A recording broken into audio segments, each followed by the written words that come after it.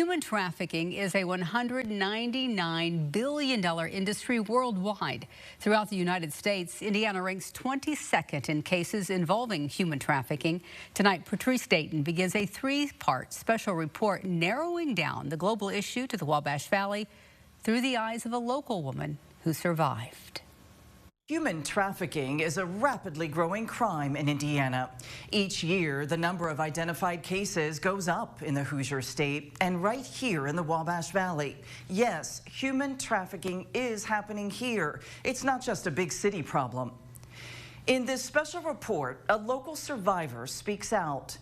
By telling her story, she's hoping to save lives and bring attention to a heartbreaking problem. This one's got sweet peas growing. For April Inman, tending to this garden is therapeutic. I got corn growing here. Growing something she can give to others, she says, makes her heart smile. Kind of grounds me and lets me remember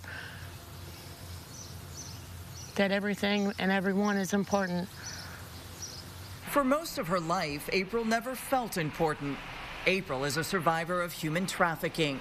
Since she was 14, she was sold to be raped, beaten, drugged, sold by her own parents. First time I was raped, I was 14 years old. My sister's boyfriend, my dad orchestrated it with him.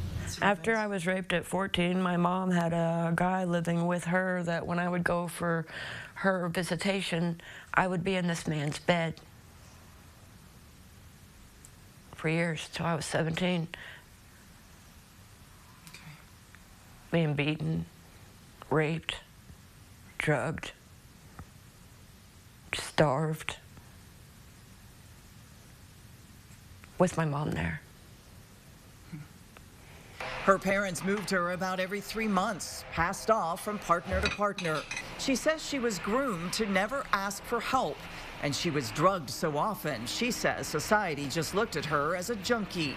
I could have never put into words what was really going on because I didn't understand. I was being drugged and these things were happening at night, so when the daylight would come, everybody would just act normal like nothing ever happened. So I presumed I was going crazy. Your family is what gives you an entire reputation on how the world will perceive you and how they will treat you. And if your family can keep you the bad guy to society, then they can get away with slavery. And they can get away with murder because people assume you're nothing but a drug addict. April says her family not only drugged her, they beat her. I have skull fractures that go from my eyes to the back of my head on both sides, numerous that go this way on the back of my head. Severe, complex post-traumatic stress disorder. She learned how to directly walk me to the door. Today, this is part of her refuge. Blessing the dog is just that, a blessing in her life, a therapy dog for PTSD. The dog helps her get out and distracts April from being triggered. And while she credits Blessing for the protection, she credits Coda in Terre Haute for saving her life. When April finally did get out, she was homeless. She says Coda's director, Emily Murray, was the only one who listened and helped.